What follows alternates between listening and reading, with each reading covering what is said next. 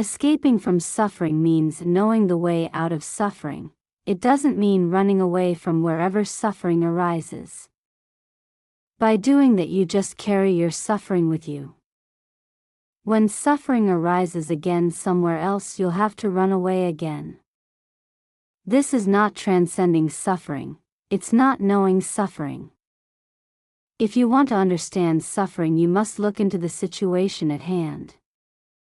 The teachings say that wherever a problem arises, it must be settled right there.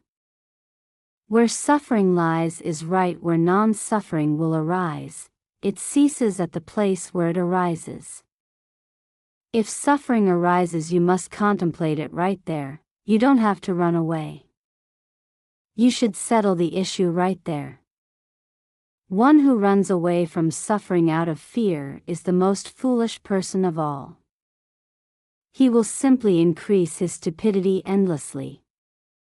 We must understand, suffering is none other than the first noble truth, isn't that so? Are you going to look on it as something bad? Dukkha sasha samadaya sasha, nirodha sasha, magga sasha. Running away from these things isn't practicing according to the true Dhamma. When will you ever see the truth of suffering? If we keep running away from suffering, we will never know it. Suffering is something we should recognize. If you don't observe it, when will you ever recognize it? Not being content here, you run over there. When discontent arises there, you run off again. You are always running. If that's the way you practice, you'll be racing with the devil all over the country. The Buddha taught us to run away using wisdom. For instance, suppose you had stepped on a thorn or splinter and it got embedded in your foot. As you walk, it occasionally hurts, occasionally not. Sometimes you may step on a stone or a stump and it really hurts, so you feel around your foot. But not finding anything, you shrug it off and walk on a bit more. Eventually you step on something else, and the pain arises again.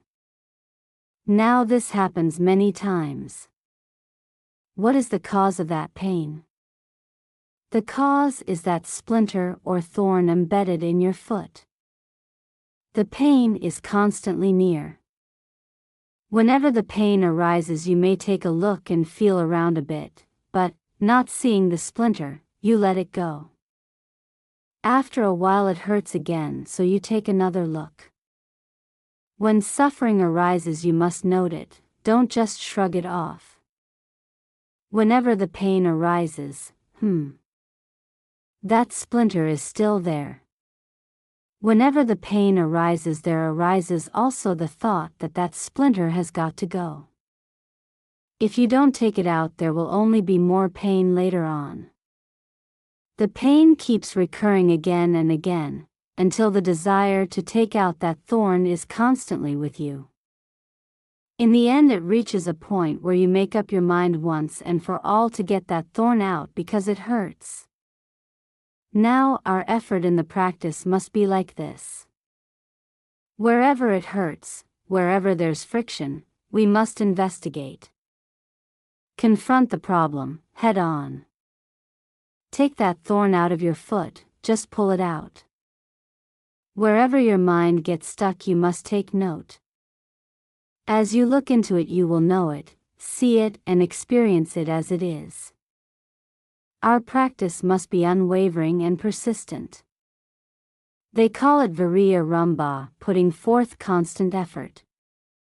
Whenever an unpleasant feeling arises in your foot, for example, you must remind yourself to get that thorn out, and not to give up your resolve. Likewise, when suffering arises in our hearts, we must have the unwavering resolve to try to uproot the defilements, to give them up. This resolve is constantly there, unremitting. Eventually the defilements will fall into our hands where we can finish them off. So in regard to happiness and suffering, what are we to do? If we didn't have these things, what could we use as a cause to precipitate wisdom? If there is no cause, how will the effect arise? All dhammas arise because of causes. When the result ceases, it's because the cause has ceased. This is how it is, but most of us don't really understand. People only want to run away from suffering. This sort of knowledge is short of the mark. Actually, we need to know this very world that we are living in. We don't have to run away anywhere. You should have the attitude that to stay is fine, and to go is fine. Think about this carefully. Where do happiness and suffering lie? If we don't hold fast to, cling to, or fix onto anything, as if it weren't there, suffering doesn't arise. Suffering arises from existence, bhava.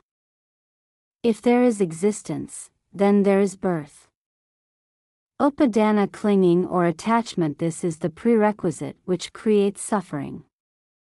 Wherever suffering arises, look into it. Don't look too far away, look right into the present moment.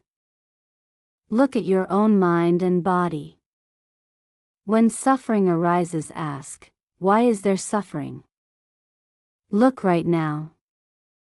When happiness arises, ask, what is the cause of that happiness? Look right there. Wherever these things arise, be aware. Both happiness and suffering arise from clinging. The cultivators of old saw their minds in this way. There is only arising and ceasing. There is no abiding entity.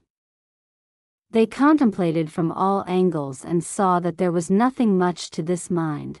They saw nothing is stable. There is only arising and ceasing, ceasing and arising. Nothing is of any lasting substance. While walking or sitting, they saw things in this way. Wherever they looked, there was only suffering, that's all.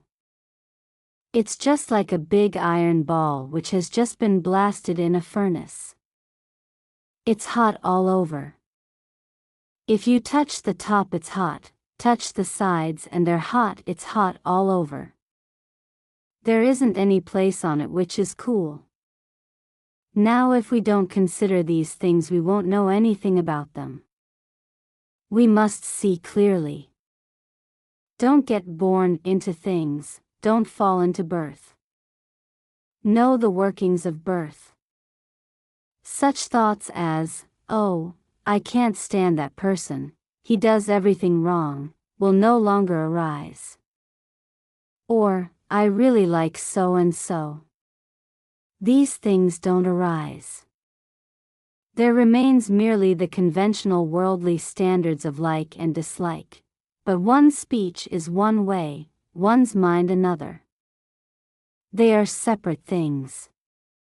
We must use the conventions of the world to communicate with each other, but inwardly we must be empty. The mind is above those things. We must bring the mind to transcendence like this. This is the abiding of the noble ones. We must all aim for this and practice accordingly. Don't get caught up in doubts.